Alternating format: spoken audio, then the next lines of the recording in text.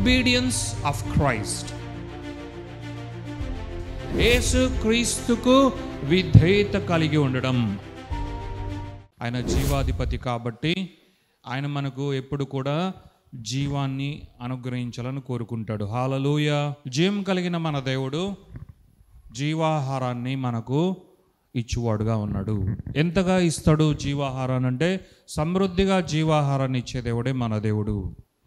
సమృద్ధిగా మనకు జీవాహారాన్ని ఇచ్చి మనము ఆయన శాశ్వతమైన జీవాన్ని మరింతగా భుజించులాగున అనుభవించులాగున ఆయన చేస్తాడు. దేవుని నామానికే మహిమ కలుగును గాక. హల్లెలూయా. ఈ యొక్క విశేషమైన దినాన దేవుడు మనందరితో మాట్లాడాలని కోరుకుంటున్నాడు. The obedience of Christ. క్రీస్తు మన దేవుడు, మన ప్రభు, మన రక్షకుడు, మన అభిషిక్తుడైన క్రీస్తు, మన రక్షకుడైన యేసు, మన యేసయ్య మనకేమై ఉన్నాడో విశ్వసించిన మనందరికీ కూడా చాలా బాగా తెలుసు. ఆయన మన జీవితంలో ఏమై ఉన్నాడు, ఆయన ఎలా మనలోనికి వచ్చాడు, మన జీవితంలోనికి ఎలా వచ్చాడు, మన హృదయంలోనికి ఎలా వచ్చాడో ఒక్కసారి మనం జ్ఞాపకం చేసుకోవాలి. మన దేవుణ్ణి మనం జ్ఞాపకం చేసుకుంటూ గుర్తు చేసుకుంటూ ఉండగా మన రక్షకుని, మన సృష్టికర్తను మనం జ్ఞాపకం చేసుకుంటూ ఉండగా మనకు ఎప్పుడు గుర్తు రావాల్సింది ఏంటంటే మన దేవునికి, నా దేవునికి నేను విధేయతగా ఉన్నానా. యేసుక్రీస్తును విశ్వసించిన ఎవరైనా వారి విశ్వాస జీవితంలో, వారి యొక్క దైనందిన జీవితంలో, వారి యొక్క జీవితం అంతా కూడా ఎప్పుడూ కూడా మర్చిపోకుండా ఉండవలసింది, కలిగి ఉండవలసింది విధేయత. ఎందుకంటే యేసయ్య ఏది చేయకుండా ఇది నువ్వు చెయ్యి అని చెప్పలేదు. మన విశ్వాస జీవితంలో అది ఏది ఆయన కోరుకున్నా సరే, విశ్వాస జీవితంలో ఒక విశ్వాసి ఇలా కావాలి అని దేవుడు ఏది కోరుకున్నా, విశ్వాసులైన మన జీవితంలో ఇవన్నీ చూడాలని యేసుక్రీస్తు ఏది కోరుకున్నాడో అవన్నీ కూడా ఆయన ముందుగానే కనుపరిచాడు. ఆయన దేవుడుగా ఉండి ఆయన చూపిస్తే అందులో ఆశ్చర్యం ఏం లేదు. కానీ ఆయన మానవ స్వరూపిగా ఈ భూమి మీదకి వచ్చినప్పుడు, మానవ దేహంలో ఆయన ఉన్నప్పుడు, సశరీరుడుగా ఆయన ఉన్నప్పుడు ఆయన అన్నిటినీ కూడా కనుపరిచాడు. మనం ఎలాంటి త్రోవలో నడవాలో, ఎలాంటి మార్గంలో వర్ధిల్లాలో, ఎలాంటి గుణాతిశయమును కలిగి ఉండాలో, ఎలాంటి ఆలోచన ధోరణి కలిగి ఉండాలో ఇది యేసయ్య మన కొరకు కనుపరిచాడు. హల్లెలూయా. ఒక మానవుడు, దేవుని యందు భయభక్తులు కలిగిన మానవుడు, దేవుని యొక్క బిడ్డ ఎలా జీవించాలో యేసయ్య తన జీవితం ద్వారా నేర్పించాడు. దేవునికి మహిమ కలుగును గాక. అందులో అత్యంత ప్రాముఖ్యమైనదే విధేయత. యేసుక్రీస్తు విధేయతను కనపరిచినంతగా ఇంకెవ్వరూ కూడా కనపరచలేదు. యేసుక్రీస్తు దాన్ని ధృవీకరించడం కూడా జరిగింది. ఆయన ఎంత విధేయత కలిగి ఉన్నాడో ప్రతినిత్యము కూడా ఆయన సువార్తీకరణ చేస్తున్నప్పుడు కానీ, ఆయన పరిచర్య చేస్తున్నప్పుడు కానీ, ఆయన అనేకులతో మాట్లాడుతున్నప్పుడు కానీ ఆయన వ్యక్తపరుస్తూనే ఉన్నాడు. నేను నాకు ఇష్టమైనది చేయడానికి నేను రాలేదు, కానీ తండ్రి చిత్తం ఏమిటిదో, తండ్రి ఏది ఇష్టపడ్డాడో, తండ్రి యొక్క బృహత్తరమైన చిత్తం ఏంటిదో దానిని నెరవేర్చడానికే ఈ భూమి మీదకి నేను వచ్చాను. హల్లెలూయా. తండ్రి ఎలాంటి వాడో నాకు తెలుసు, కాబట్టి నేను తండ్రిని వెంబడిస్తూ ఉన్నా. నా దేవుడు నన్ను ఇక్కడికి పంపించాడు, నా తండ్రి అయిన దేవుడు ఇక్కడికి నన్ను పంపించాడు. అంటే యేసుక్రీస్తు ఏం చెప్తూ ఉన్నాడు అంటే, తండ్రి అయిన దేవుడు మన కొరకు ఒక బృహత్తరమైన చిత్తాన్ని రచించినప్పుడు, తండ్రి అయిన దేవుడు నా బిడ్డలైన వారందరినీ నేను ఇలా రక్షించాలి, నా సొత్తుగా నేను మానవ జాతిని చేసుకోవాలి, మానవులంతా కూడా నేను కొనుక్కోవాలి అని తండ్రి అయిన దేవుడు అనుకున్నప్పుడు ఆయన ఒక ప్రణాళిక రచించాడు. ఆ ప్రణాళిక ఏంటో తెలుసా? భూమికి పునాదులు వేయబడక మునుపే మనందరి కొరకు తన ఒక్కగానొక్క కుమారుడైన యేసుక్రీస్తును బలిగా అర్పించడం. హల్లెలూయా. ఇది భూమికి పునాదులు వేయబడక ముందే తండ్రి అయిన దేవుడు ఆలోచించగా, దీనిని ఆయన చిత్తముగా పెట్టుకొని ఉండగా, సరి అయిన కాలం వచ్చినప్పుడు, యేసయ్యను పంపించే సమయం వచ్చినప్పుడు, యేసయ్యను పంపించే ఆ యొక్క సమయంలో యేసుక్రీస్తు సంపూర్ణముగా విధేయతను కనపరిచాడు. హల్లెలూయా. తండ్రి, ఇదిగో నేను నీ కుమారుడుగా, ఒక్కగానొక్క కుమారుడుగా నీవు నీ యొక్క ప్రియమైన మానవుల కొరకు, మానవ జాతి కొరకు ఇలాంటి ప్రణాళిక కలిగి ఉన్నావు కదా, ఇలాంటి మంచి ఉద్దేశాన్ని కలిగి ఉన్నావు కదా. ఇంత ప్రేమను నీవు నీ బిడ్డలైన మానవుల కొరకు, వారు తప్పిపోయినా వారు రక్షింపబడాలి, వారు పాప భూయిష్టముగా అయిపోయినా, వారు శపించబడినా కూడా వారందరూ విమోచింపబడాలి అని నీవు కోరుకుంటున్నావు కదా. నేను వెళ్తాను, నీ చిత్తాన్ని నేను చేస్తాను అని యేసయ్య విధేయతను కనపరిచాడు. హల్లెలూయా. ఇప్పుడు యేసుక్రీస్తు ఏం చేసినా కూడా అది తండ్రి అయిన దేవునికి విధేయుడై మాత్రమే చేశాడు అని మనము నేర్చుకోవాలి. దేవుని నామానికే మహిమ కలుగునుగాక. యేసుక్రీస్తు ఒకటనుకొని తండ్రి అయిన దేవుడు ఒకటనుకుని ఉంటే మనం ఎవరము కూడా రక్షింపబడి ఉండేవారం కాదు. తండ్రి అయిన దేవుడు ఏమనుకున్నాడో యేసయ్య కూడా ఎగ్జాక్ట్లీ అదే నేను చేస్తాను అని అనుకోవడం జరిగింది.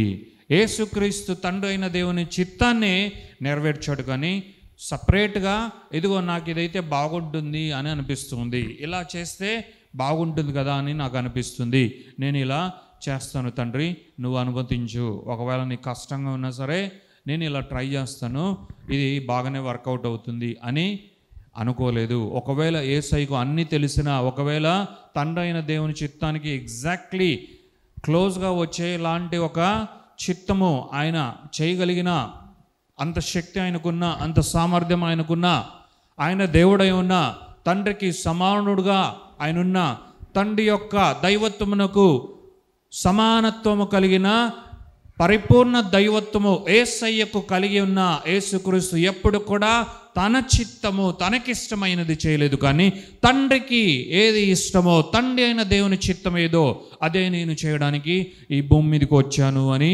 యేసుక్రీస్తు విధేయత చూపించాడు, విధేయతను కనపరిచాడు. హల్లెలూయా.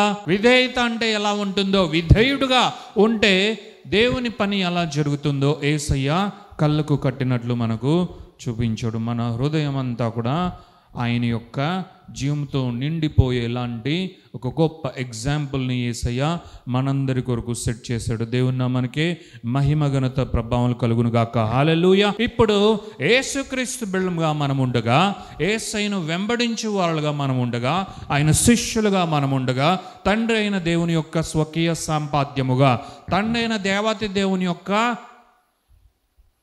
స్వాస్థ్యముగా, కుమారులుగా, బిడ్డలుగా, ఆయన సంపాదించుకొనిన ఆస్తిగా మనముండగా, ఇప్పుడు యేసుక్రీస్తు కూడా మన ద్వారా అదే విధేయతను కోరుకుంటూ ఉన్నాడు. హల్లెలూయా.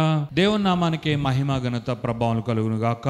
మన జీవితంలో దేవునికి విధేయులమై ఉన్నామా లేదా అన్నది మన యొక్క జీవితాన్ని బట్టే మనము ఆలోచించిన మనకు తెలుస్తుంది. మనల్ని చూసే అనేక మంది కూడా అరే వీరు ఇలా ఉన్నారు అంటే దానికి కారణము ఏంటో తెలుసా అని మాట్లాడుకునే పరిస్థితి కూడా ఉంటుంది. మన జీవితమే చూపిస్తుంది మనం దేవునికి ఎంత విధేయత కలిగి ఉన్నామో, దేవుని మనము ఎంత ప్రేమిస్తున్నామో, దేవుని యొక్క అడుగు జాడలలో మనము నడుస్తున్నామా, అయితే నిజముగానే మనం విధేయత కలిగి ఉన్నాము. హల్లెలూయా. హల్లెలూయా. దేవునికి విధేయత కలిగి ఉన్నవారు ఎవరైనా సరే, యేసయ్య ఒక మాట చెప్పాడు. ఏమని చెప్పాడు? నన్ను వెంబడించు వారు తనను తాను ఉపేక్షించుకొని తన సిలువనెత్తుకొని అప్పుడు నన్ను వెంబడించాలి. హల్లెలూయా. నన్ను వెంబడించు వారు ఎవరైనా కానీ తన్ను తాను ఉపేక్షించుకొని తన సిలువనెత్తుకొని అప్పుడు నన్ను వెంబడించవాలను. అలా చేయకపోతే వెంబడించొద్దండి. హల్లెలూయా. సో యేసుక్రీస్తు చెప్పిన మాటను నెరవేర్చకుండా ఆయనను వెంబడించడం, ఆయనకు విధేయతను చూపించడం కుదరదు. హల్లెలూయా. మనం ఈ భూమి పైన జీవిస్తూ ఉన్నామంటే మన దేవునికి మనము విధేయులై ఉండుటకే జీవిస్తూ ఉన్నాము. హల్లెలూయా.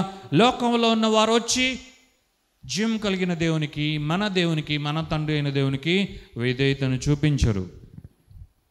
కానీ ఎవరు చూపించగలరు? ఆయన సంపాదించుకున్న సొత్తైన ప్రజలు మాత్రమే ఆయనకు విధేయత చూపించగలరు. హల్లెలూయా. ఇది ఆయన బిడ్డలకు మాత్రమే సాధ్యం. ఇది ఆయన బిడ్డలే చేయాలి. ఇది ఆయన బిడ్డలు మాత్రమే చేయగలరు.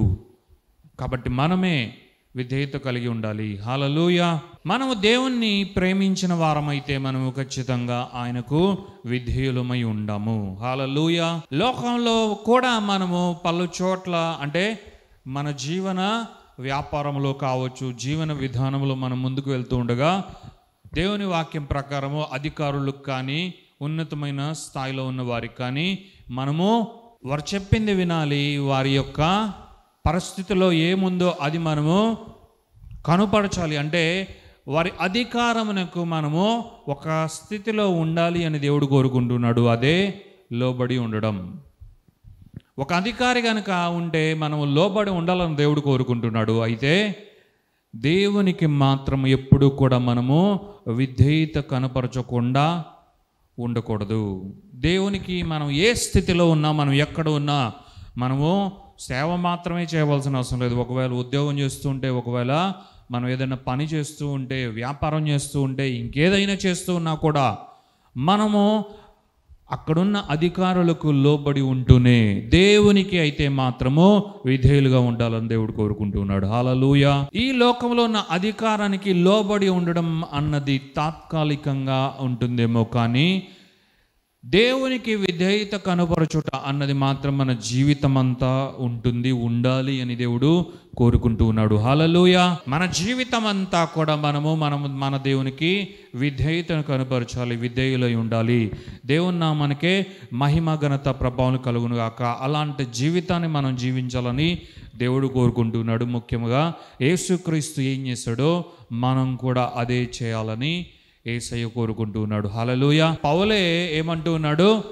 నన్ను పోలి నడుచుకొనుడి.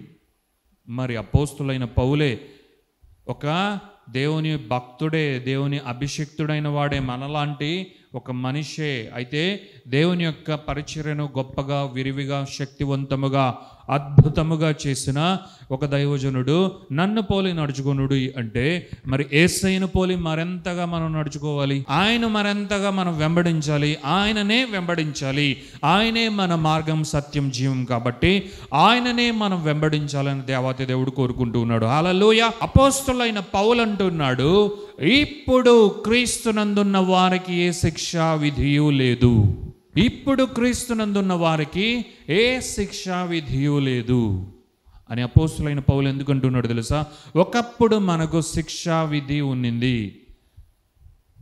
శిక్షకు సంబంధించిన నియమమునకు మనము గురై ఉన్నాము. శిక్షా విధియే మనకు ఉంది. లోకంలో ఉన్న వారికి ఇప్పుడు కూడా అదే శిక్షనే ఉంది. అయితే ఎవరైతే యేసయ్యనందు విశ్వాసం ఉంచి రక్షింపబడి విమోచింపబడ్డారో, ఎవరైతే క్రీస్తు నందు స్థిరపరచబడ్డారో, స్థాపించబడ్డారో, వారికి ఇప్పుడు ఏ శిక్షా విధి లేదు అని దేవాతి దేవుడు చూపిస్తున్నాడు. దేవుని నామానికే మహిమ ఘనత ప్రభావం కలుగును గాక. హల్లెలూయా. అపోస్తలుడైన పౌలు అంటున్నాడు, యేసుక్రీస్తునందు మనముంటే ఇప్పుడు ఏ శిక్షా విధి మనకు లేదు. యేసుక్రీస్తునందు ఉన్న మనకు ఏ శిక్ష ఇప్పుడు లేదు, మనము అనుభవించవలసిన అవసరం లేదు. అయితే ఇప్పుడు మనము ఎక్కడ ఉన్నాము? దేవుని రాజ్యంలో ఉన్నాం. దేవుని రాజ్యంలో ఉన్న మనకు ఏ శిక్షకు సంబంధించిన నియమము మనకు లేదు అని అపోస్తులైన పౌలు కోరుకుంటున్నాడు. అయితే మనము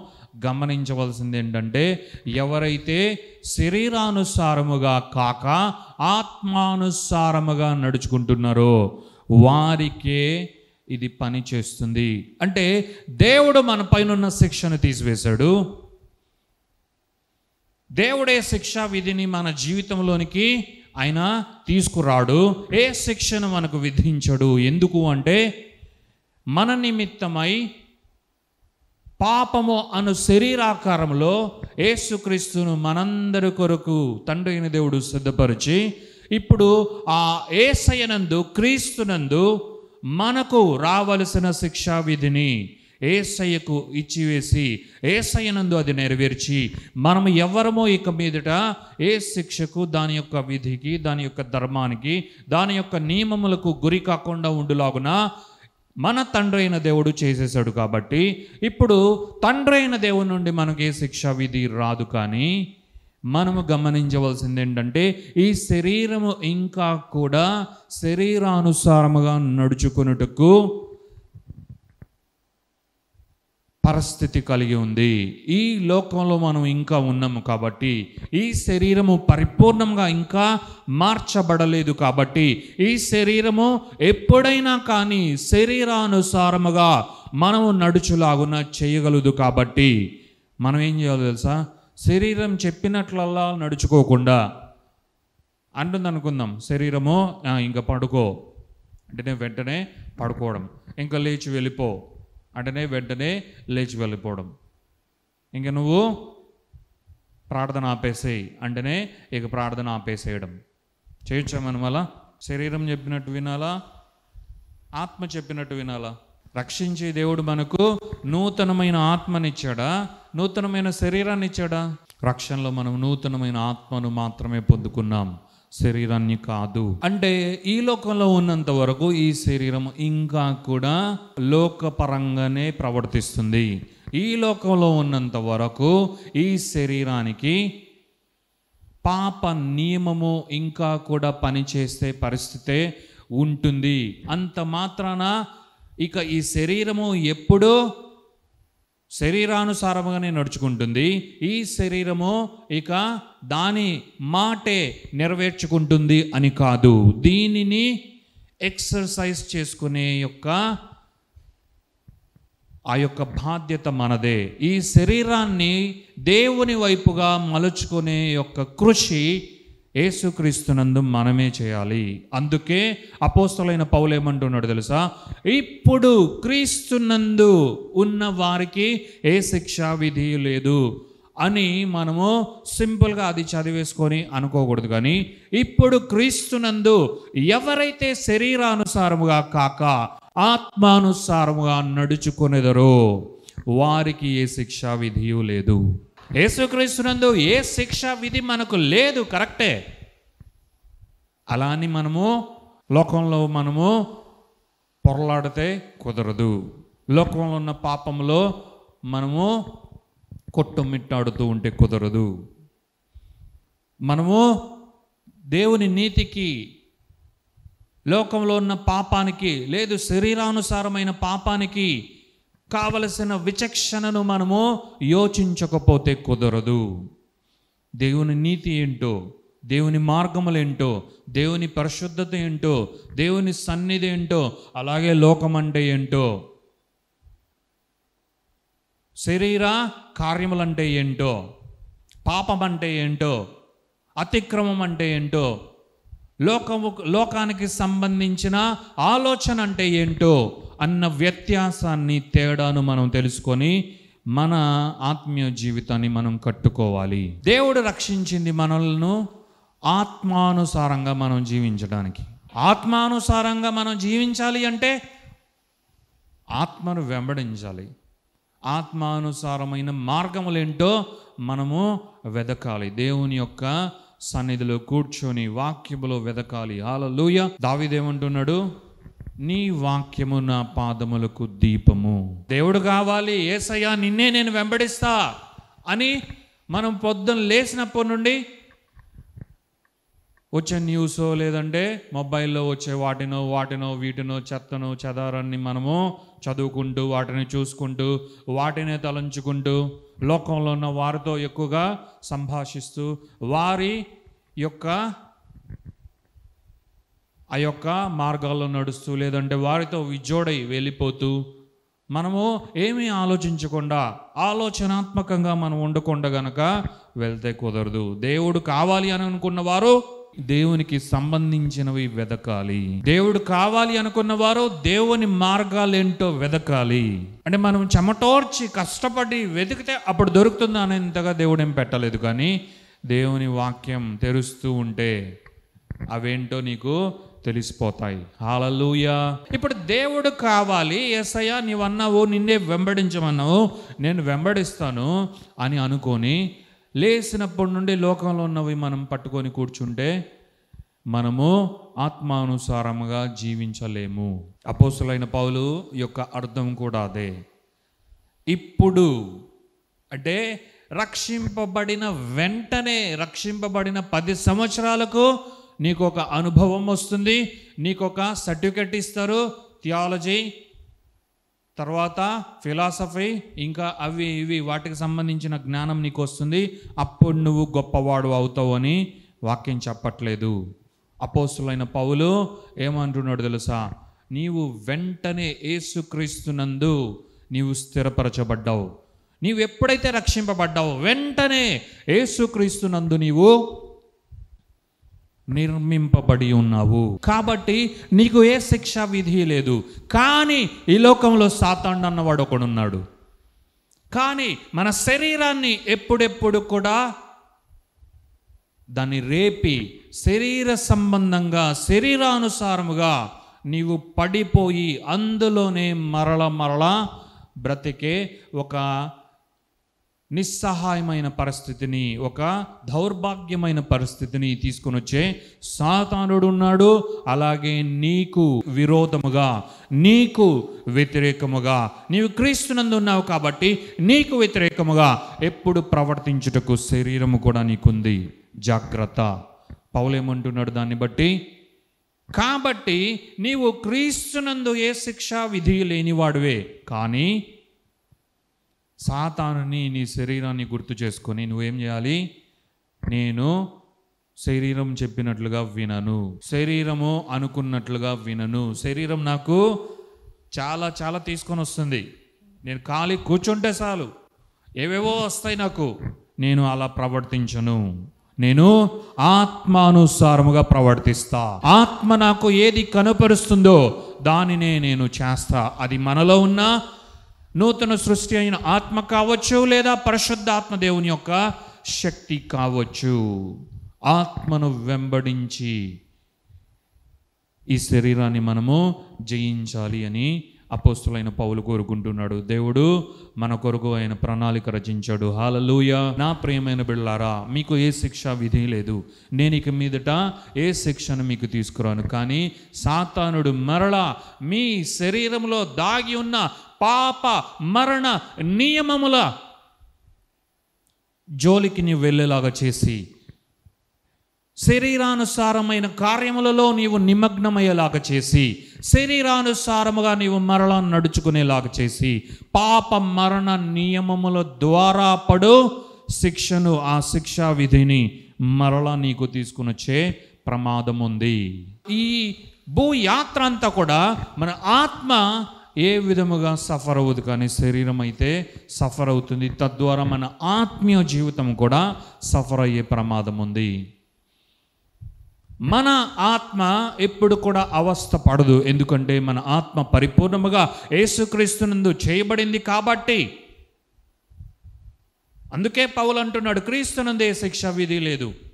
అవును, మన ఆత్మ పరంగా మనకి ఏ శిక్షా విధి లేదు, మనకు కూడా ఏ శిక్షా విధి లేదు. కానీ శరీరము ద్వారా అయితే మరలా సాతానుడు ఏదో ఒక గలిబిలి మన జీవితంలో తీసుకుని వచ్చే ప్రమాదం ఉంది.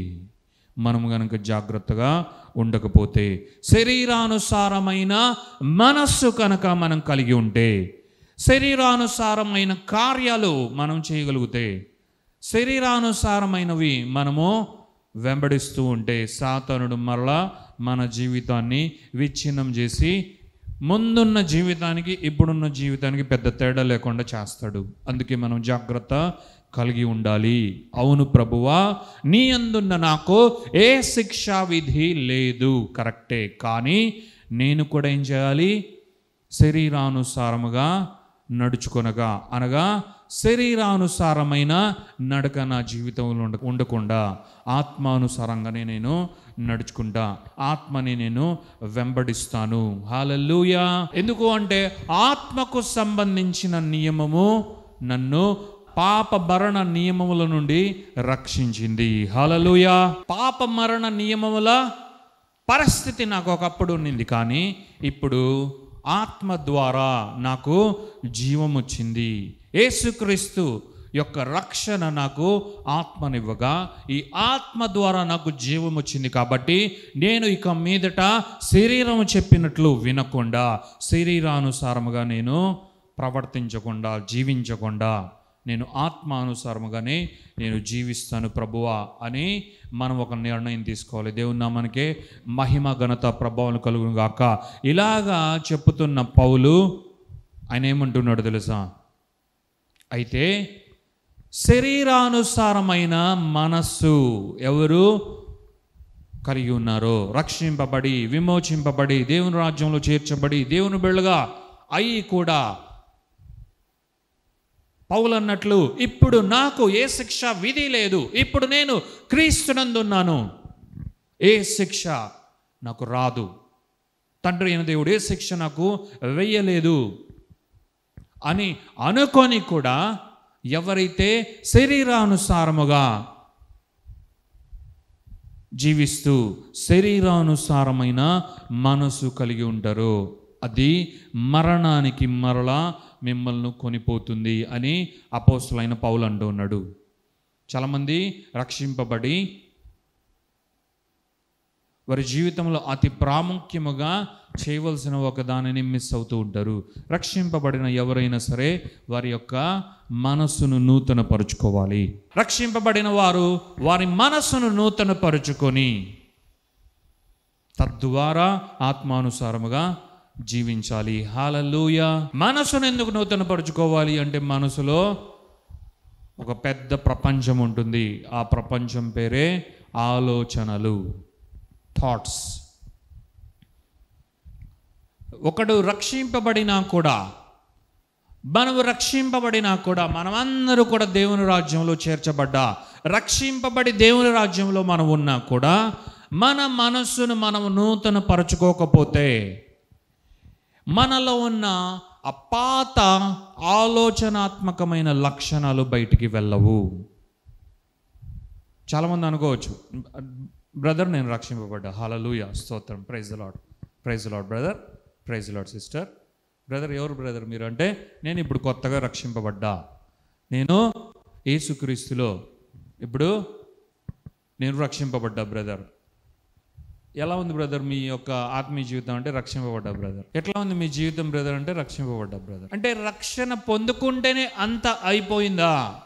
ఆ రక్షణకు తగినటువంటి ఆత్మీయ స్థితి నీవు కలిగి ఉండాలి అంటే, రక్షణకు తగినటువంటి జీవితాన్ని నీవు జీవించాలి అంటే, నీ ఆలోచనాత్మకమైన ధోరణి మార్చబడులాగున నీ మనస్సును నూతనపరుచుకోవాలి. హల్లెలూయా. నీ ఆలోచనలు నూతనమవ్వాలి. ఒకప్పుడు మనకు లోకపరమైన, లోకభూయిష్టమైన, లోక సంబంధమైన ఆలోచనలు మనకు వచ్చేవేమో, ఇప్పుడు మన ఆలోచనలు అంతా కూడా దేవుని మయమైపోవాలి.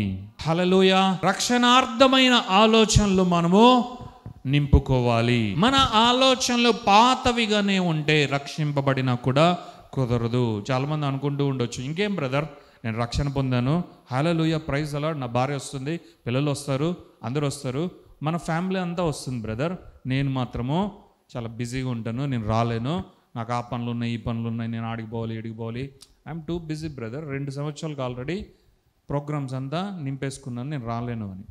కుదరదు.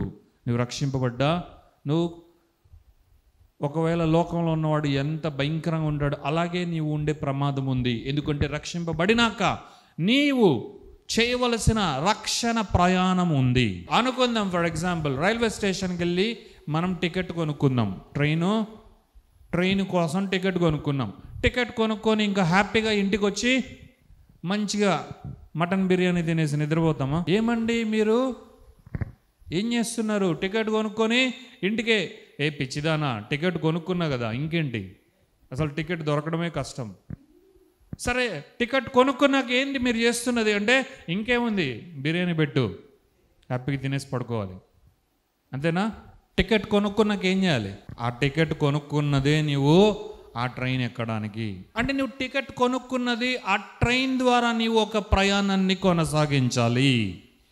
ఆ టికెట్లోనే నువ్వు ఎక్కడ నుండి ఆరంభించి ఎక్కడికి చేరాలనుకుంటున్నావో అందులోనే ఉంటుంది. కాబట్టి ఒక్క స్టేషన్ కూడా ఎక్కువ నువ్వు ప్రయాణం చేయకుండా ఎక్కడ దిగాలనుకుంటున్నావో అక్కడ దిగాలి. దీన్ని ఒక అనాలజీగా తీసుకుందాం, అర్థం చేసుకుందాం. మనం రక్షింపబడ్డాము, రక్షింపబడిన తర్వాత అయిపోయిందా ఇంకంతా?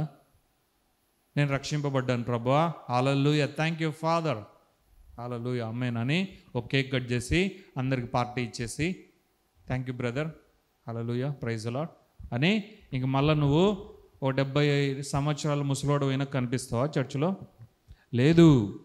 రక్షింపబడడం అన్నది నూతన జీవితం. నువ్వు రక్షింపబడ్డాక, తండ్రి అయిన దేవుని యొక్క బిడ్డగా అయిపోయాక, ఆయన కుమారుడుగా నీవు అయిపోయాక, ఆయన సొత్తుగా నీవు అయిపోయాక, నూతన జీవితాన్ని నీవు పుచ్చుకున్నాక, నీ యొక్క నూతనమైన జీవితాన్ని నీవు ప్రారంభించాలి. ఈ నూతనమైన జీవితం యేసుక్రీస్తునందు అడుగులు వేస్తూ, ప్రయాణం చేస్తూ ముందుకే నడవాలి. నువ్వు ప్రయాణం చేయకపోతే నీ గమ్యాన్ని నీవు చేరలేవు.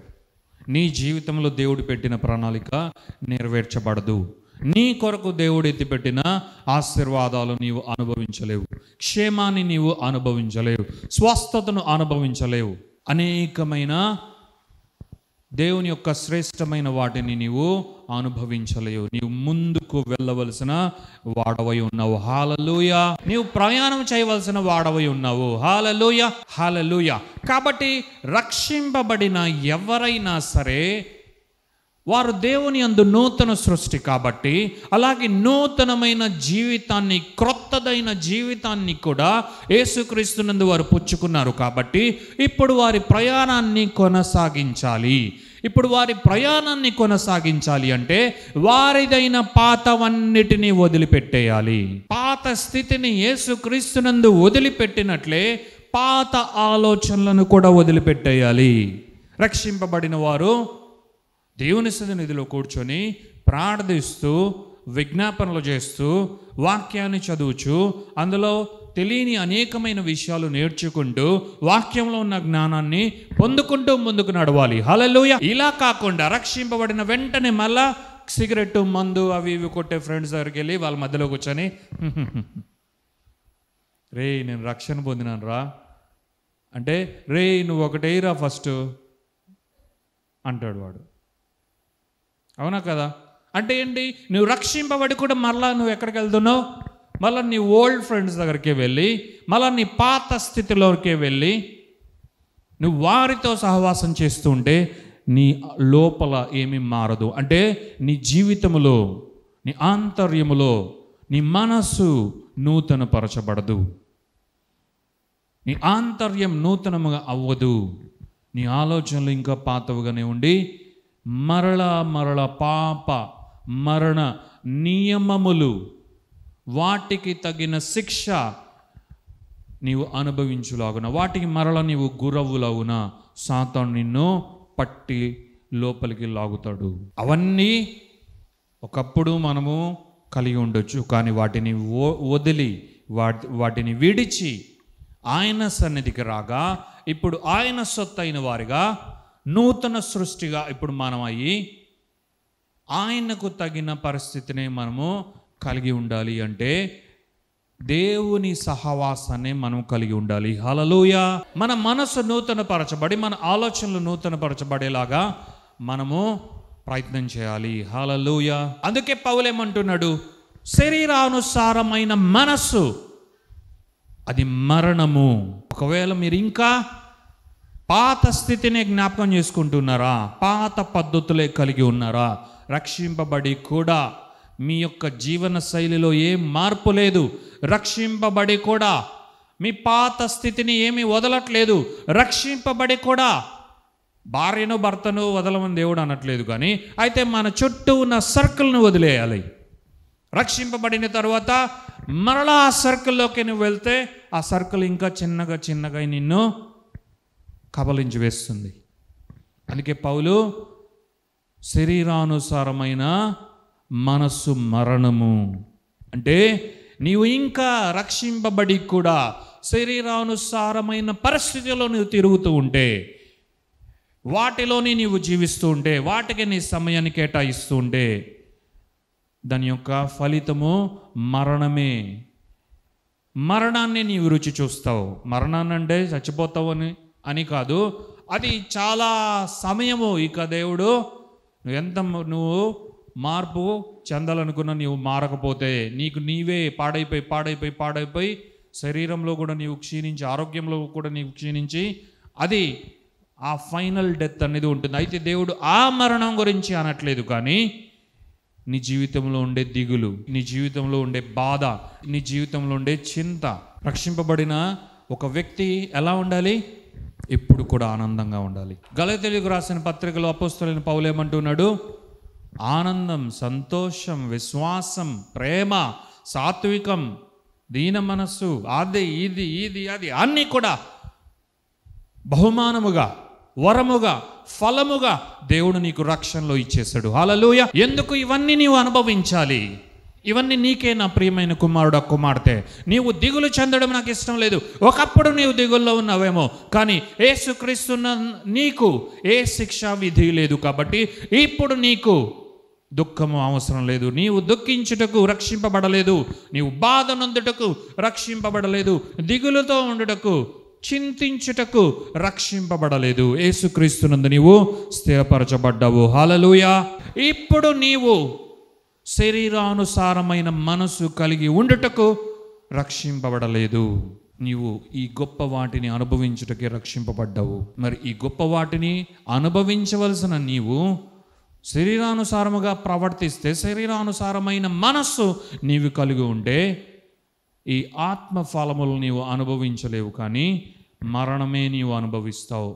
మరణ సంబంధమైన ఈ ఫలములే నీవు తింటావు. జాగ్రత్త అని దేవుడు హెచ్చరిస్తున్నాడు. దేవునికి మహిమ కలుగును గాక. హల్లెలూయా. కాబట్టి అనేక మంది రక్షింపబడ్డాము. నీవు విశ్వాసివా అంటే కొత్తగా రక్షింపబడిన వారు ఎలాగో మనకు అర్థమైపోతుంది, తెలుస్తుంది. బ్రదర్ ఎస్ సిస్టర్, రక్షణ పొందాను, మనకు తెలిసిపోతుంది.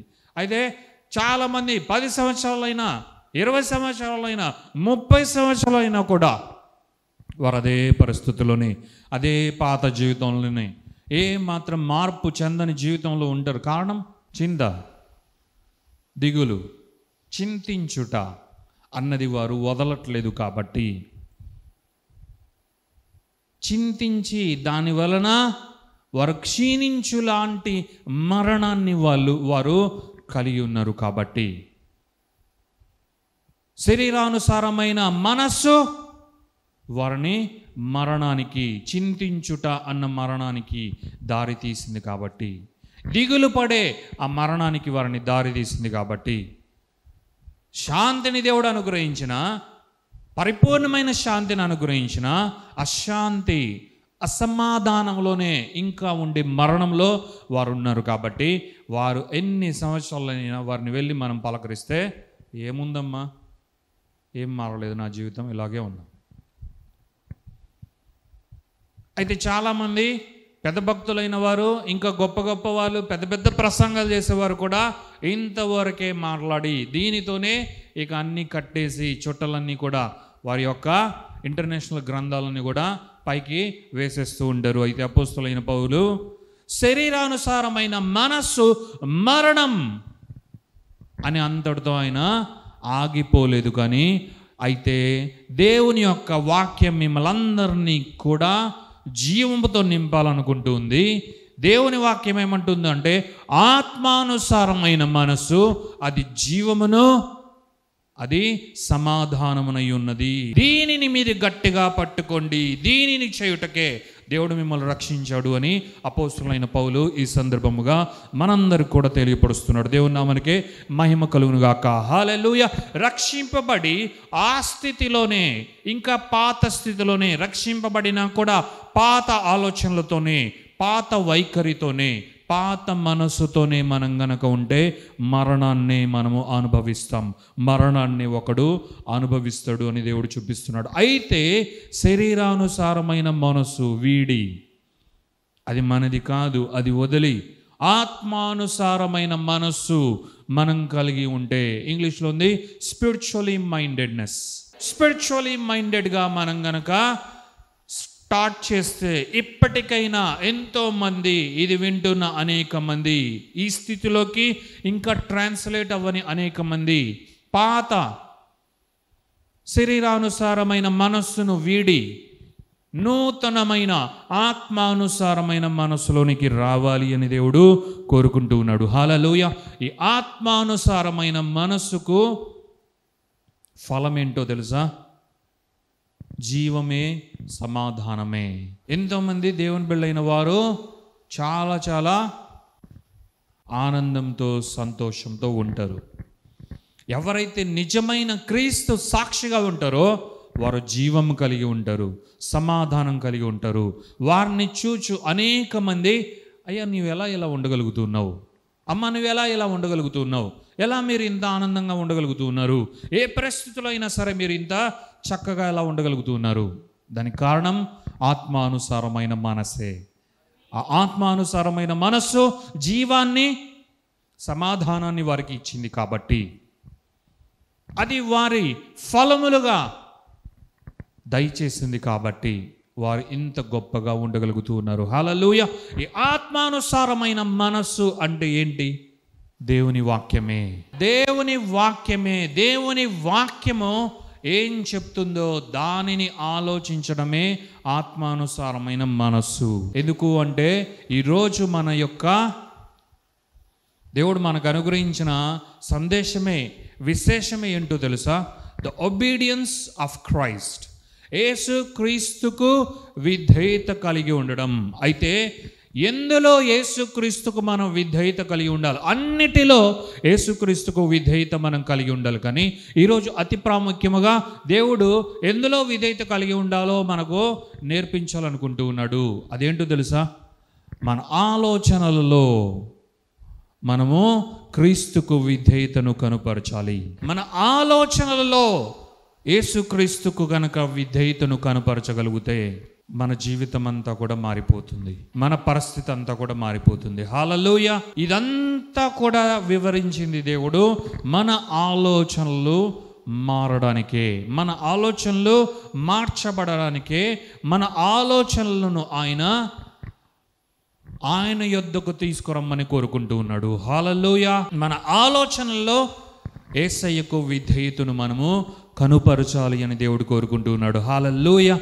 ఎవరైతే శరీరానుసారమైన మనస్సు కలిగి ఉంటారో వారి ఆలోచనల్లో ఇంకా వారు పాతవైన ఆలోచనలు కలిగి ఉండి వారి ఆలోచనలను యేసయ్య దగ్గరకు తీసుకురాలేరు. కాబట్టే మరణాన్ని వారు అనుభవిస్తున్నారు. అయితే ఎవరైతే ఆత్మానుసారమైన మనస్సు కలిగి ఉంటారో వారు వారి ఆలోచనలను యేసయ్య దగ్గరకు తీసుకురాగలరు.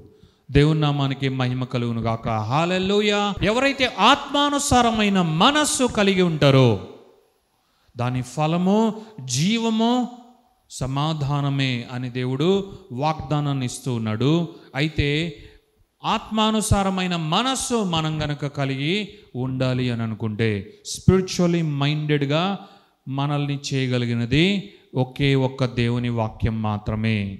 ఎంత దేవుని వాక్యాన్ని మనము చదువుతూ ఉంటే, ఎంత దేవుని వాక్యాన్ని మనము అన్వేషిస్తూ ఉంటే, ఎంతగా దేవుని వాక్యంలో మనం ప్రయాణం చేస్తూ ఉంటే, ఇంతకుముందే నేను చెప్పా, రక్షింపబడి మనం ఊరికే ఉండుటకు పిలువబడలేదు. రక్షింపబడిన తర్వాత మనము ప్రయాణం చేయాలి. అయితే ఇప్పుడు దేవుడు ఏం నేర్పిస్తున్నాడు తెలుసా? రక్షింపబడిన మనము ఆత్మానుసారముగా జీవించుటకు, ఆత్మానుసారమైన మనస్సు మనం కలిగి ఉండుటకు వాక్యములో ప్రయాణం చేయాలి. వాక్యములో మన ప్రయాణాన్ని కొనసాగించాలి. హల్లెలూయా. ఎందుకో తెలుసా? మనం వాక్యాన్ని పట్టుకున్నప్పుడు, వాక్యాన్ని వింటూ ఉన్నప్పుడు, వాక్యాన్ని చదువుతున్నప్పుడు, వాక్యాన్ని అన్వేషిస్తున్నప్పుడు ఆత్మ సంబంధమైన ఆలోచనలే మనలోనికి పోయబడతాయి. దేవుని నామానికే మహిమ. ఆలోచించే దేవుడు మనకు కూడా ఆలోచనలనే ఇచ్చాడు. మనము ఆలోచిస్తామో మనకు ఆలోచనలు వస్తాయి. దేవుడి నుండే ఎప్పుడు మనకు ఆలోచనలు వచ్చేలాంటి స్థితిని దేవుడు పెడితే సాతానుడు దాన్ని దొంగలించి, వంచి, మోసం చేసి ఆయన రాజ్యమైన ఈ రాజ్యాన్ని అంతా లోకముగా తిప్పేశాడు. కాబట్టి మనము అత్యంత జాగ్రత్త కలిగి ఉండాలి. ఎందుకంటే ఇప్పుడు మనము రక్షింపబడినా కూడా ఈ లోకంలోనే మనం ఉన్నాం. దేవుడు ఎలా అయితే ముందుగానే తలంచి అనుకొని ప్రణాళికతో మనల్ని సృష్టించాడో, మనలో కొన్ని పని చేసేలాగా పెట్టాడో, అవన్నీ కూడా వాడికి పని చేసేలాగన ఒక ప్రపంచాన్ని తయారు చేశాడు సాతానుడు. అదే లోకం. ఆ లోకంలోనే మనం ఉన్నాం. కాబట్టి రక్షింపబడినా కూడా అంతా అయిపోయింది, ఇంకేమీ లేదు అనుకోవడానికి లేదు. రక్షింపబడినప్పటి నుండే విశ్వాస పరుగు ప్రారంభమైంది. విశ్వాస జీవితం ఆరంభం. మన సహవాసం దేవునితో ఆరంభం. మన ముచ్చటించుట దేవునితో ఆరంభం. Marriage is life. వివాహం అన్నది జీవితమంతా కొనసాగేది. మరి ఇదే మన ఆత్మీయ జీవితంలో మనం కొనసాగించలేకపోతూ ఉన్నాం. అనేక మంది దీనిని చేయలేకపోతూ ఉన్నారు. ఆరంభ శూరులుగా మాత్రమే ఉండి అనేక మంది ఆత్మీయ జీవితంలో అక్కడితో మాత్రమే వారి యొక్క విశ్వాసము పొంగులాగా అయిపోతుంది. అలా ఉండుటకు దేవుడు మనల్ని పిలవలేదు. హల్లెలూయా. మన జీవితంలో దేవుడు అతి ప్రాముఖ్యముగా మన మనస్సు మారి నూతనము అయ్యేలాంటి కృపను అనుగ్రహించాడు. మన మనస్సు ఎంతగా మారాలి అంటే ఆత్మానుసారమైన మనసే మనకు వచ్చేయాలి. ఇది రావాలి అంటే దేవుని వాక్యమే అత్యంత కీలకమైనది. దేవుని వాక్యం ద్వారా మనకేం కావాలి అంటే ఆయన ఆలోచనలు కావాలి. ఆయన ఆలోచనలతో మనం నింపబడినప్పుడు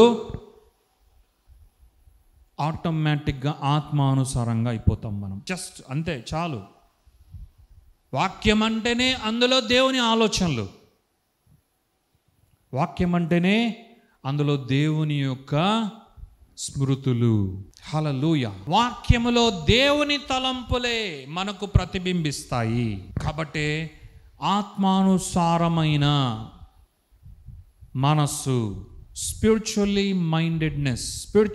మైండెడ్గా మనము ఉండడం అని అపోస్తులైన పౌలు ఎందుకు పరిచయం చేస్తున్నాడు అంటే వాక్యాన్ని మనము మన జీవితంలోనికి పోసుకోవాలి.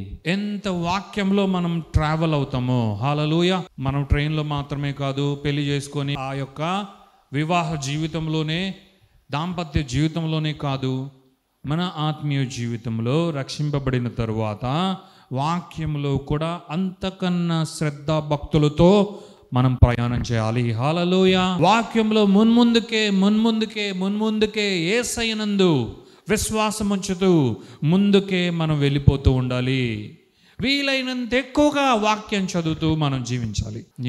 న్యూస్ పేపర్లు, న్యూస్ ఛానళ్ళు, ఆ చెత్త, ఈ చెదారము, ఇది అయితే మరలా పాప మరణ నియమంలోనికి మనం పడిపోయేలాగున సాతానుడు వాడి పన్నాగాలు పన్ని శరీరానుసారమైన మనస్సుకు మనల్ని మరల్చే ప్రమాదం ఉంది. కాబట్టి ఎంత ఎక్కువగా అయితే అంత ఎక్కువగా వాక్యంలో మనం పడి దొర్లుతూ ముందుకెళ్ళిపోవాలి. దేవుని బిడ్డగా అయిపోయాక మన జీవితం మారిపోవాలి. అది మారాలి అంటే మన ఆలోచన మారాలి. ఆ ఆలోచనను మార్చేదే దేవుని వాక్యం.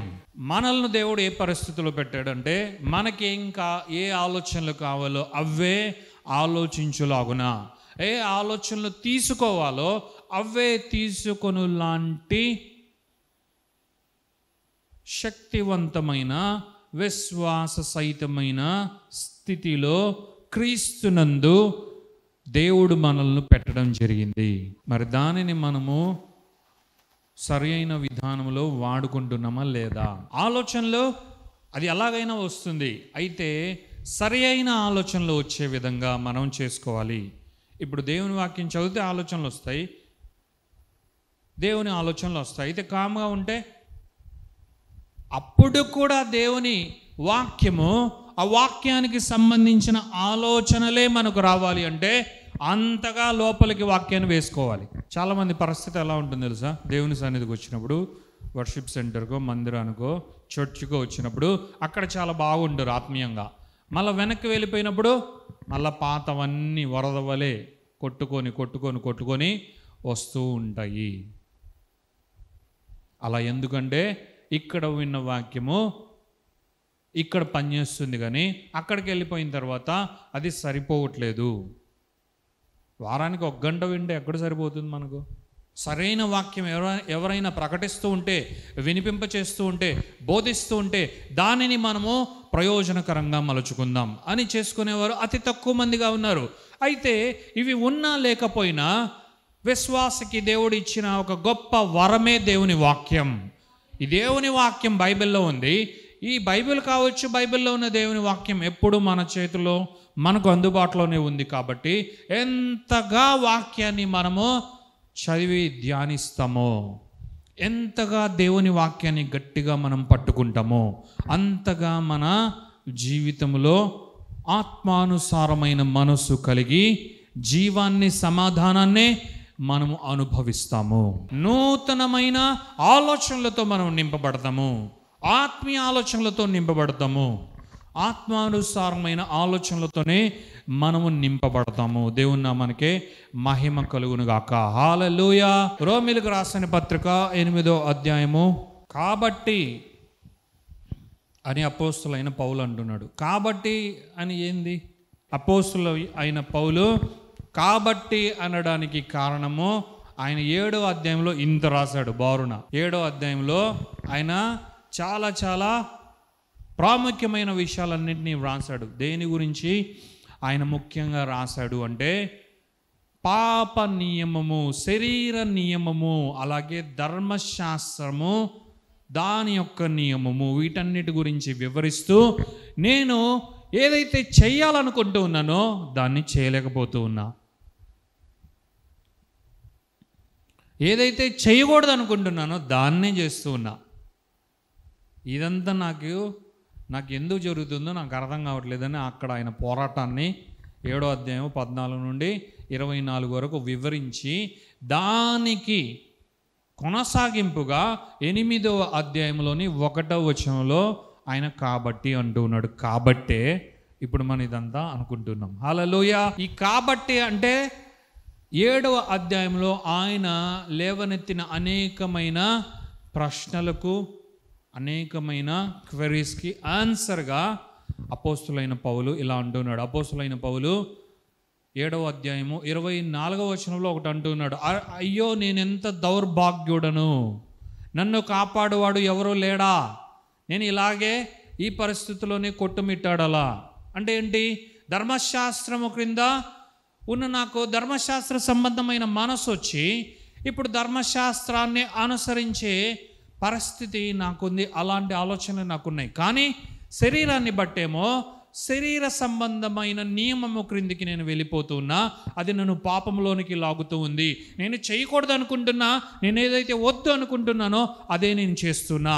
ఏదైనా చేయాలనుకొని అది చేయాల్సిన వాడనే నేను ఉండగా అది నేను చేయలేకపోతున్నా. అయ్యో నేనెంత దౌర్భాగ్యుడను, నేనెంత హెల్ప్లెస్గా ఉన్నాను. అంటే అపోస్తులైన పౌలు తను తాను తగ్గించుకొని, ఇది అపోస్తులైన పౌలు యొక్క అంటే అపోస్తులైన పౌలు కూడా ఇది ఎదుర్కొని ఉండొచ్చేమో, కానీ అపోస్తులైన పౌలు తన జీవితంలో తనేదో పాపం బయటికి రాలేని ఒక పరిస్థితి గురించి వివరిస్తూ ఉన్నాడు అని అనుకోకూడదు. ఇది మనందరి కొరకు అపోస్తులైన పౌలు ద్వారా దేవాతి దేవుడు రాయించాడు. హల్లెలూయా. 7వ అధ్యాయము 14వ వచనం నుండి 24వ వచనం వరకు రాయబడినదంతా మనమే మిర్రర్. మీకు ఎప్పుడు అనిపించలేదా? అయ్యో చేయవలసింది నేను చేయలేకపోతున్నానే, ఏదైతే వద్దనుకుంటున్నానో అదే నేను చేయగలుగుతున్నానే. అగైన్ ఇదంతా కూడా ఆలోచనను బట్టే. హల్లెలూయా. ఎవరి ఆలోచనలు అయితే వారి కంట్రోల్లో లేవో, ఎవరి మనస్సు అయితే వారి వశములో లేదో దాని పరిస్థితే ఇది. అంతేకాకుండా మన మునుపటి స్థితి ఎలా ఉన్నిందో అంటే అపోస్తలుడైన పౌలు కంటే ఆయన బెన్యామీనుడైన యూదుడుగానే అనిపింపబడతాడు, ఇజ్రాయేలీయుడే కాబట్టి ఆయనకి ఏ పరిస్థితి ఉండేది? ధర్మశాస్త్రాన్ని క్షుణ్ణంగా తెలిసిన వాడు, అందులో ప్రవీణుడైన వాడు, అందులో పాండిత్యం గడించిన వాడు.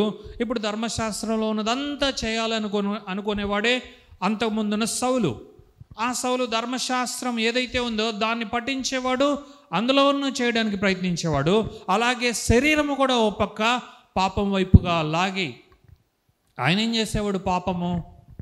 రక్షింపబడిన తర్వాత అపోస్తులైన పౌలు ఏ పాపం చేయాల అంటే అపోస్తులైన పౌలు నేను పాపం చేస్తున్నానే అని రక్షింపబడిన తర్వాత ఇది చెప్తున్నట్లు మనం అనుకోకూడదు. కానీ అపోస్తులైన పౌలు యొక్క ముందు స్థితిని ఆయన వివరిస్తూ ఉన్నాడు. లేదా అపోస్తులైన పౌలు ఒకవేళ శరీరమే గనుక శరీరానుసారముగా ప్రవర్తిస్తే ఎలా ఉంటుందో, అది ఆయన శరీరంలో జరిగిన అది ఎలా ఉంటుందో, అలాగే విశ్వాసి అనబడే అందరి జీవితంలో ఈ పోరాటం ఎలా ఉంటుందో దీనిని అపోస్తులైన పౌలు వివరిస్తూ ఉన్నాడు. హల్లెలూయా. అపోస్తలుడైన పౌలు బెన్యామీనీయుడుగా, యూదుడుగా, ఇజ్రాయేలీయుడుగా ధర్మశాస్త్రం క్రింద ఉన్నాడు కాబట్టి ధర్మశాస్త్ర నియమమును నేను చేయాలి అని అనుకుంటున్నా, అది నేను చేయలేకపోతున్నా. ఎందుకంటే శరీరానుసారమైన నియమము నన్ను పాపం వైపుగా నడిపిస్తూ ఉంది.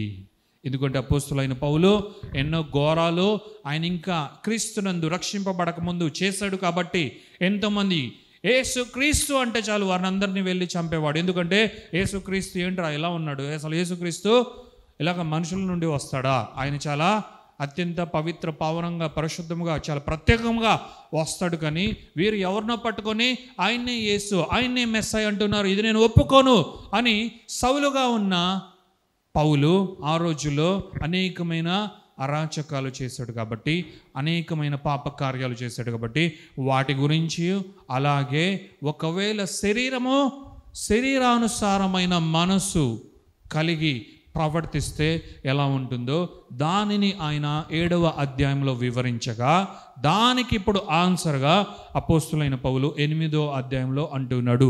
ఇప్పుడు ఆయన ఏమంటున్నాడు చూద్దాం.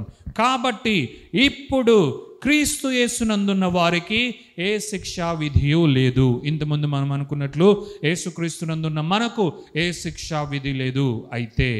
అయితే శరీరం అన్నది మనకుంది కాబట్టి శరీరము ఇంకా అది శరీరానుసారమైన నియమమునకు గురై ప్రవర్తించే ప్రమాదం ఉంది. కాబట్టి శరీరాన్ని గనక మనం కంట్రోల్లో తీసుకోకపోతే, శరీరానుసారమైన మనస్సు కలగకుండా ఆత్మానుసారమైన మనస్సే మనం కలిగించుకొనులాగున చేస్తే మంచిది. కానీ ఆత్మానుసారమైన మనస్సు కలగకుండా శరీరానుసారమైన మనస్సు ఆత్మానుసారమైన దానిని డామినేట్ చేసే పరిస్థితికి వెళ్తే, అప్పుడు ఒకవేళ ఏ శిక్షా విధి మనకు లేకపోయినా సాతానుడు మరలా శిక్షా విధిని తీసుకొని వచ్చే ప్రమాదము ఉంది. అంత మాత్రమే కాకుండా మన శరీరమే పాపములో మునిగి తేలులాగున పాప క్రియలు మనం మరలా చేసి శరీరానుసారముగా పడిపోయి ఆ యొక్క నియమమునకు మనం గురై దాని శిక్ష మనం మరలా పొంది మరణాన్ని అనుభవించులాగున పరిస్థితి కలదు. కాబట్టి అలాంటి ప్రయత్నాన్ని మనము ఏం చేయాలి? నిర్వీర్యం చేయాలి. అలాంటి ప్రయత్నము శరీరం కనుక చేస్తే నిర్వీర్యం చేయాలి. అలాగా శరీరము దానికి కావలసిన మనస్సును తయారు చేసుకోకుండా ఆత్మకు కావలసిన మనస్సు తయారవులాగున మన ఆలోచనలను మనం మలుచుకోవాలి. ఇదంతా కొంచెం డ్రైగా, చాలా కఠినంగా, కష్టంగా ఉన్నా సరే తప్పదు, నేర్చుకోవలసిందే. మనం బలపడాలి అంటే ఇలాంటి ఆత్మీయ పునాదులు మనం వేసుకోవలసిందే. మనము ఆత్మానుసారమైన మనస్సుతో నిండిన క్రైస్తవులుగా, విశ్వాసులుగా జీవించాలి. మనం దృఢపడి, బలపరచబడి, స్థిరమైన విశ్వాసులుగా మనం జీవించాలి అంటే మన మనస్సు ఎలాగా ఆయన ఆలోచనలతోనే నింపబడి, వాక్యంలో నుండి వచ్చే ఆలోచనలతోనే నింపబడి, ఆయన మన కొరకు కలిగి ఉన్న ఆయన చిత్తానుసారమైన ఆలోచనలతోనే నింపబడి ఆత్మానుసారమైన మనస్సుగా ఎలా తయారవ్వాలో మనము చేసుకోకపోతే ప్రమాదం. అయితే మనం చేసుకుంటే విజయవంతమైన విశ్వాస జీవితాన్ని మనం జీవిస్తాం. మనం ఏది పట్టుకున్నా అది సక్సెస్ అయ్యేలాగా మనం నడిపించబడగలము. దేవుని నామమునకే మహిమ కలుగునుగాక. హల్లెలూయా. అందుకే కాబట్టి ఇప్పుడు క్రీస్తు యేసునందున్న వారికి శరీరమును అనుసరింపక ఆత్మను అనుసరించి నడుచుకోనగలిగే పరిస్థితి మనకుంటే అప్పుడు మనకి ఏ శిక్షా విధి లేదు. అంటే ఇంగ్లీష్లో చాలా బాగుంటుంది, కానీ ఇంగ్లీష్లో ఏముంటుందంటే therefore no condemnation to them which are in Christ Jesus, who walk not after the flesh but after the spirit. ఇప్పుడు క్రీస్తు యేసునందు ఎవరైతే శరీరానుసారముగా కాక ఆత్మానుసారముగా నడుచుకుంటారో వారికి ఏ శిక్షా విధి లేదు. 2 చదువుకుందాం. క్రీస్తు యేసునందు జీవమునిచ్చు ఆత్మ యొక్క నియమము పాప మరణముల నియమము నుండి నన్ను విడిపించెను. హల్లెలూయా. క్రీస్తు యేసునందు జీవమునిచ్చు ఆత్మ యొక్క నియమము పాప మరణముల నియమం నుండి నన్ను విడిపించను. ఎట్లనగా ధర్మశాస్త్రము దేనిని చేయజాలకపోయెనో దానిని దేవుడు చేసెను. ధర్మశాస్త్రము దేనిని చేయజాలకపోయెనో దానిని దేవుడే చేశాడు. 3 చూద్దాం. శరీరమును అనుసరింపక ఆత్మను అనుసరించి నడుచుకును మనయందు. ఇప్పుడు దీన్ని అక్కడ పైకి అప్లై చేసుకోండి. అంటే 1వ వచనంలోనికి ఈ మొదటి భాగాన్ని 3వ వాక్యంలోని 3వ వచనంలోని మొదటి భాగాన్ని పైన పెట్టుకోండి. శరీరమును అనుసరింపక ఆత్మను అనుసరించి నడుచుకొను మనయందు ఏ శిక్ష విధియు లేదు. ఇప్పుడు క్రీస్తునందున్న వారికి శరీరమును అనుసరింపక ఆత్మను అనుసరించి నడుచుకొను మనయందు ఏ శిక్ష విధియు లేదు. ధర్మశాస్త్ర సంబంధమైన నీతి విధి నెరవేర్చబడవలనని పాప పరిహారము నిమిత్తము దేవుడు తన సొంత కుమారుని పాప శరీరాకారముతో పంపి ఆయన శరీరమందు పాపమునకు శిక్ష విధించను. హల్లెలూయా. ఇప్పుడు ఎందుకు మనకు ఏ శిక్షా విధి లేదు? ఏ శిక్షా విధి లేకుండా దేవుడు చేశాడు అంటే, ధర్మశాస్త్రం దేన్ని చేయజాలకపోయేనో దానిని దేవుడే తన ప్రియకుమారుని ద్వారా చేసేసాడు. అంత మాత్రమే కాదు, ధర్మశాస్త్రాన్ని పెట్టింది దేవుడే కాబట్టి మానవుల కొరకు దేవుడు పెట్టాడు. అయితే అది రక్షింపబడాలి అని కాదు, కానీ అది అందరినీ దేవుని దగ్గరకు పశ్చాత్తాప్తులుగా చేసి చేర్చాలి అని ధర్మశాస్త్రాన్ని పెట్టాడు. అయితే ఈ ధర్మశాస్త్రానికి కొన్ని డిమాండ్స్ ఉన్నాయి. ఈ డిమాండ్స్నంతా తండ్రి అయిన దేవుడు యేసుక్రీస్తు శరీరమునందు నెరవేర్చేశాడు. యేసుక్రీస్తు అన్న తన ఒక్కగానొక్క కుమారుని యందు పాప పరిహారార్థ ప్రాయశ్చిత్త బలిగా మనందరి కొరకు వధింపబడుటకు దిగి వచ్చిన యేసుక్రీస్తునందు ధర్మశాస్త్ర సంబంధమైన నియమములన్నీ నెరవేర్చబడులాగున పాప శరీరాకారములో యేసయ్యను మనందరి కొరకు ఈ భూమి మీదకి పంపించి తండ్రి అయిన దేవుడు ధర్మశాస్త్రాన్ని కొట్టివేశాడు, దానిని నెరవేర్చి కొట్టివేశాడు. యేసుక్రీస్తు కూడా అంటున్నాడు, నేను ధర్మశాస్త్రాన్ని డైరెక్ట్గా కొట్టివేయడానికి రాలేదు అని ఆయన అంటున్నాడు. కానీ మనం అర్థం చేసుకోవాలి ఏంటి, డైరెక్ట్గా కొట్టివేయడానికి రాలేదు, కానీ దానిని నెరవేర్చి దాని తర్వాత దానిని పూర్తిగా తుడిచివేయుటకే నేను వచ్చాను. అంటే ఈ ధర్మశాస్త్రం ఏమీ చేయలేకపోతుంది, ఈ ధర్మశాస్త్రం వల్ల నేను బయటపడలేకపోతున్నా, ధర్మశాస్త్రము దాని యొక్క నియమము బాగా ఉన్నా అది చేయాలని నేను కోరుకుంటున్నా, అది నేను ఇప్పుడు చేయలేకపోతున్నా అనే కదా అపోస్తలుడైన పౌలు 7వ అధ్యాయంలో ఆయన బాధను వ్యక్తపరిచింది. కాబట్టి ధర్మశాస్త్రం, the law of God is not for salvation, it is for us to bring us to the feet of our Lord Jesus Christ. ధర్మశాస్త్రం మనల్ని రక్షించుటకు, ధర్మశాస్త్రం మంచిదే, ధర్మశాస్త్రంలో ఉన్నవన్నీ మంచివే, దేవుడే ఇచ్చాడు, కానీ ధర్మశాస్త్రము మనల్ని రక్షించలేదు. ధర్మశాస్త్రము రక్షకుని వైపుగా మనల్ని త్రిప్పుటకే అది అనుగ్రహింపబడి ఉన్నది. కాబట్టి ఇప్పుడు ఇవన్నీ మనం అనుకున్నాం కదా, ఏంటది? 8వ అధ్యాయంలోని 1వ వచనం, 2వ వచనం, 3వ వచనం, అలాగే 4వ వచనంలో ఉన్నవన్నీ కూడా దేనికి సాదృశ్యం అంటే, ఇప్పుడు యేసుక్రీస్తునందున్న మనకు ఏ శిక్షా విధి లేదు. అయితే బీ కేర్ఫుల్, ఏ శిక్షా విధి మనకు లేదు, కానీ అయితే శరీరమును అనుసరించి నడుచుకొనక ఆత్మను అనుసరించియే మనం గనక నడుచుకొనగలిగితే అప్పుడు మనకు ఏ శిక్షా విధి కంప్లీట్గా లేకుండా ఉంటుంది. ఒకవేళ దేవుడే మనకు ఏ శిక్షా విధి లేకుండా చేసినా ఈ శరీరం మరణాన్ని మన జీవితంలోనికి తీసుకొని వచ్చే ప్రమాదం ఉంది. కాబట్టే ఇక మీదట శరీరానుసారమైన మనస్సు మనము కలిగి ఉండక ఆత్మానుసారమైన మనస్సే కలిగి ఉండులాగున దేవుని వాక్యాన్ని మనలోనికి పోసుకునేదము, దేవుని వాక్యాన్ని మనలోనికి విత్తుకునేదము, దేవుని వాక్యాన్ని మనలోనికి నాటుకునేదము. ఈ వాక్యము మనకు అనుగ్రహించు మన మతిని, మన హృదయాన్ని, మన మనస్సును గొప్పగా నింపు ఆలోచనలతో, అత్యున్నతమైన ఆలోచనలతోనే సమృద్ధిగా మనం నింపబడేదము. హల్లెలూయా. ఆ విధముగా మనము దైవ సంబంధమైన ఆలోచనలతో, ఆత్మానుసారమైన మనసే కాదు, ఆత్మానుసారమైన ఆలోచనలతో కూడా నింపబడగలిగితే, ఆత్మానుసారమైన మనస్సు వెరీ వెరీ ఈజీ మనకు. అప్పుడు దాని ఫ్రూట్ అయిన లైఫ్ అండ్ పీస్ని కూడా మనము యేసు నామములో ఎంజాయ్ చేయగలము. శరీరానుసారులు శరీర విషయముల మీద మనసునుంతురు, ఆత్మానుసారులు ఆత్మ విషయముల మీద మనసునుంతురు. హల్లెలూయా. మనం ఏ అనుసారులము? మనము ఆత్మానుసారులము. ఆత్మ విషయముల మీదే ఈ రోజు నుండి మనము మరెక్కువగా మరింతగా మనసు నుంచెదము గాక. శరీరానుసారమైన మనస్సు మరణము. దేవుడు మాట్లాడుతున్నాడు దేవుని బిళ్ళైన వారితో. రక్షింపబడి దేవుని రాజ్యంలో ఉండి కూడా ఎవరైనా ఇలా ఉన్నారా? ఆయన అంటున్నాడు, శరీరానుసారమైన మనస్సు మరణము. ఓ ప్రియ కుమారుడ, కుమార్తె, ఇంకా నీవు రక్షింపబడి కూడా నీకు సంబంధం లేని శరీరానుసారమైన శరీర విషయముల మీద నీవు మనసుంచుకొనుచు ఉన్నావా? శరీరానుసారమైన మనస్సును నీవు కలిగి దాని మరణాన్ని నీవు రుచి చూస్తావు. అయితే నేను దానిని నీ కొరకు సిద్ధపరచలేదు.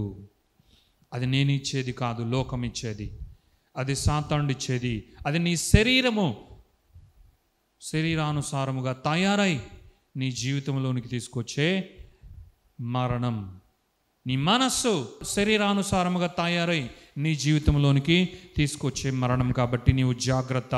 శరీరానుసారమైన మనస్సు మరణం అని అపోస్తలుడైన పౌలు అంటూనే ఆత్మానుసారమైన మనస్సు మనకు అనుగ్రహించబడింది. హల్లెలూయా. ఆత్మానుసారంలో ఎవరైనా ఉన్నారా ఈ భూమి పైన? ఉన్నారు, అది మనమే.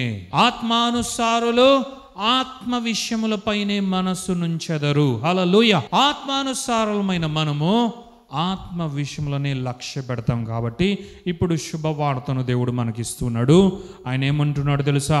ఆత్మానుసారమైన మనస్సు మీరు డెవలప్ చేసుకోండి. ఆత్మానుసారమైన మనస్సు మీకు అనుగ్రహించే ఫ్రూట్స్ ఏంటో తెలుసా?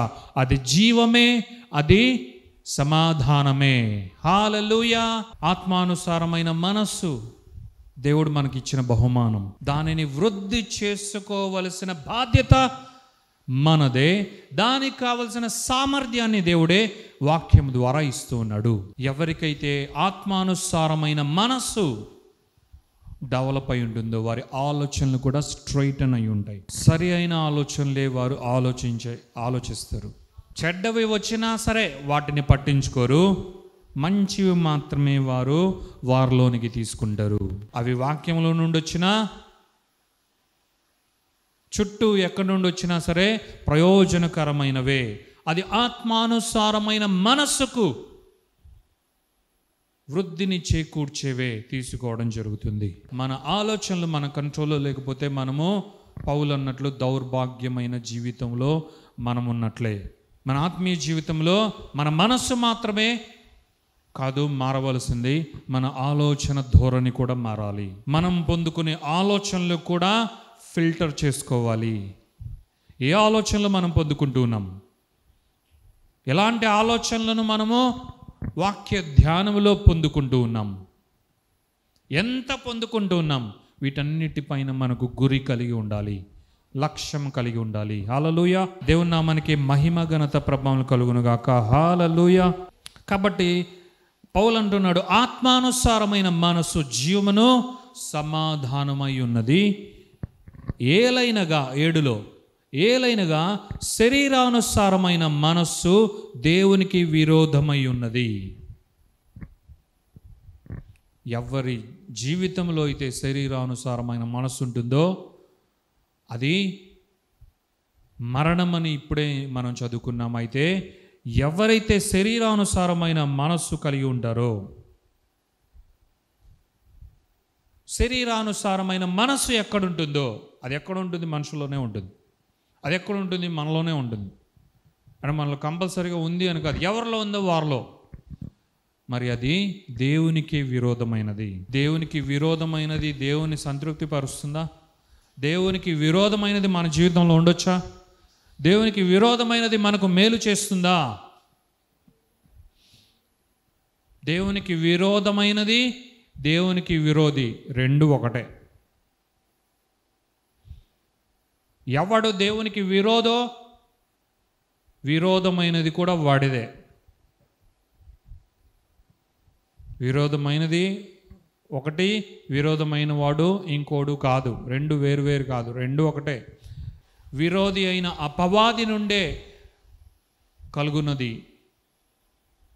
మన జీవితంలో ఏది ఉన్నా, ఏ విరోధమైనది ఉన్నా అది అపవాది నుండి కలిగినదే, అది సాతానుదే. కాబట్టి దేవునికి విరోధమైనది మన జీవితంలో ఉండడం క్షేమాధారం కాదు. దేవునికి విరోధమైన శరీరానుసారమైన మనస్సు మనకు తగదు. హల్లెలూయా. ఆ విరోధమైన మనస్సు అది దేవుని ధర్మశాస్త్రమునకు లోబడదు, ఏమాత్రమును లోబడనేరదు. కాగా శరీర స్వభావము గలవాడు దేవుని సంతోషపరచనేరరు. దేవుడు శరీరానుసారమైన మనసును ఇష్టపడట్లేదు. అలాగే ఈ శరీరానుసారమైనది ఏదైనా ఉంటే అది దేవునికి విరోధమైనది. అలాగే ఈ శరీర స్వభావము గలవారి యందు దేవుడు సంతోషించట్లేదు. దేవుడు మన నుండి ఏమీ అడగట్లేదు. మనల్ని ఉచితంగా రక్షించాడు, మనల్ని ప్రేమించాడు, ఆయన రాజ్యంలో చేర్చుకున్నాడు. అయితే మనం ఆయన బిడలముగా ఉండుట, మనం ఆయన రాజ్యంలో చేర్చబడి ఆయనకు విధేయులముగా ఉండుట, యేసుక్రీస్తుకు విధేయులై ఉండుట, యేసుక్రీస్తుకు విధేయులై ప్రతి ఆలోచనను యేసుక్రీస్తు యొద్దకు తీసుకొని వచ్చుట, వాక్యమునకు లోబడి వాక్యమునకు విధేయులై వాక్యంలో ఉన్న ఆలోచనల ద్వారా ఆత్మానుసారమైన మనస్సు కలిగి ఉండులాగున మనము జీవించుట అనున్నది దేవునికి సంతోషాన్ని, ఆనందాన్ని తీసుకొని వచ్చేదిగా ఉంది. ఇది తప్ప దేవుడు మన నుండి ఏమీ ఆశించట్లేదు. అట్లీస్ట్ దేవునికి ఆనందాన్ని, సంతోషాన్ని అయినా మన ద్వారా మనం ఇవ్వొద్దా?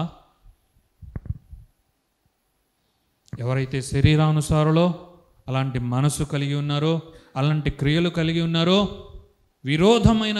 దేవునికే విరోధమైనది కలిగి ఉన్నారో వారు దేవుణ్ణి సంతోషపరచుటలేదు. 9లో ఆయన అంటున్నాడు, దేవుని ఆత్మ మీలో నివసించి ఉన్న ఎడల మీరు ఆత్మ స్వభావము గలవారే గాని శరీర స్వభావము గలవారు కారు. దేవుని ఆత్మ మనలో నివాసం ఉంది. దేవుని ఆత్మను మనం కలిగి ఉన్నాం. హల్లెలూయా. దేవుని ఆత్మ మనలో నివాసం ఉంటే శరీరానుసారమైనది తగదు. అది దేవుడు మన కొరకు ఏర్పరిచింది కాదు, కానీ ఆత్మానుసారమైనదే మనలో ఉండాలి. అది ఉండి దేవుని నామాన్ని మహిమపరచాలి. హల్లెలూయా. ఆత్మానుసారమైన స్వభావము మనము కలిగి ఉంటే దేవునికి ఆనందమే, సంతోషమే. ఆత్మానుసారమైన మనసు కలిగి ఉంటే ఆలోచనలు కూడా అవి పవిత్రపరచబడతాయి, పరిశుద్ధపరచబడి ప్రయోజనకరమైన ఆలోచనలే. ఎందుకంటే ఆలోచనలే ఒకరి డెస్టినీనే మార్చేస్తాయి. ఆలోచనలే ఒకరి జీవితాన్ని, జీవన గమనాన్ని మార్చేస్తాయి. ఒక నిర్ణయాన్ని మార్చేస్తాయి ఆలోచనలు. మన ఆలోచనలు దేవునికి ఇష్టమైన ఆలోచనలే గనక అవ్వగలిగితే అవి మన జీవితాన్ని కడతాయి. హల్లెలూయా. అది దేవునికే కాదు ఆనందాన్ని, సంతోషాన్ని ఇచ్చేది. అలాగే మనము యేసయ్యకు విధేయులుగా ఉన్నాము. యేసయ్య ఎంతగా మన కొరకు కష్టపడ్డాడో అదంతా కూడా మనము ప్రయోజనకరంగా చేసుకుంటూ ఉన్నాము అన్న తృప్తిని, ఆనందాన్ని కూడా మనము దేవునికి ఇవ్వగలము. దేవుని నామానికే మహిమ, ఘనత, ప్రభావం కలుగును గాక. ఆలోచనలు నేను కంట్రోల్ చేసుకోగలనా? ఖచ్చితంగా నీవు నీ ఆలోచనలను కంట్రోల్ చేసుకోగలవు. దానికి పరిష్కారం దేవుని వాక్యమే. దేవుని వాక్యాన్ని బట్టే, దేవుని వాక్యం ద్వారానే నీ ఆలోచనలు నీవు కంట్రోల్ చేసుకోవచ్చు. నీ ఆలోచనలు నీవు ఫిల్టర్ చేసుకోగలవు. దేవుని చిత్తానికి ఇష్టమైన ఆలోచనలే నీవు చేయగలవు. మరి దేవుని వాక్యంతో మనం నింపగలిగితే ఆ వాక్యమే మనల్ని ముందుకు నడిపిస్తుంది. నీ వాక్యమైన పాదములకు దీపమును, నేను నడుచు యేసయ్య మార్గమునకు అది వెలుగునై ఉన్నది. యేసయ్య మన మార్గమైతే ఆ మార్గంలో నడిపించు దీపము దేవుని వాక్యమే. ఈ వాక్యం మనకు సమృద్ధిగా అనుగ్రహింపబడింది. ఎవరు కూడా రక్షింపబడి అలాగే ఉంటే వారి జీవితంలో ఏ వృద్ధిని చూడలేరు. అలాగే ఉంటే యేసుక్రీస్తుతో వారి ఆత్మీయ జీవితంలో ప్రయాణం చేయలేరు. అలాగే ఉంటే ఆత్మానుసారమైన మనస్సు ఆటోమేటిక్గా ఒకరి జీవితంలోనికి రాదు. దానిని మనమే తయారు చేసుకోవాలి. ఎలా తయారు చేసుకోవాలి? వాక్యము ద్వారా చేసుకోవాలి. వాక్యంలో నుండి వచ్చే ప్రతి ఆలోచన మన మనస్సును ఆత్మానుసారముగా కట్టబడులాగున నిర్మిస్తుంది. అది హల్లెలూయా.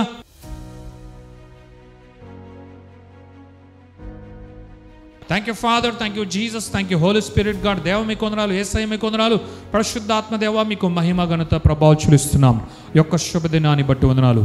మరొక నూతనమైన దినాన్ని బట్టి, ఈ యొక్క పునరుద్ధాన దినాన్ని, ఆదివారాన్ని బట్టి వందనాలు. ఈ మాసములోని చివరి పునరుద్ధాన దినాన్ని బట్టి మీకు కృతజ్ఞతాస్తుతులు చెల్లిస్తున్నాం. ఈ యొక్క నాయన ఇదిగో తండ్రి బ్లెస్డ్ 4 నాయన ఇదిగో వీక్స్ని, 4 రెజరెక్టెడ్ నాయన సండేస్ని మీరు మాకు ఇచ్చారు. మీకే కృతజ్ఞతాస్తుతులు చెల్లిస్తున్నాం. మీ నామం మహిమపరచబడునుగాక. మీరు మాకు ఇచ్చిన వాక్యాన్ని బట్టి వందనాలు.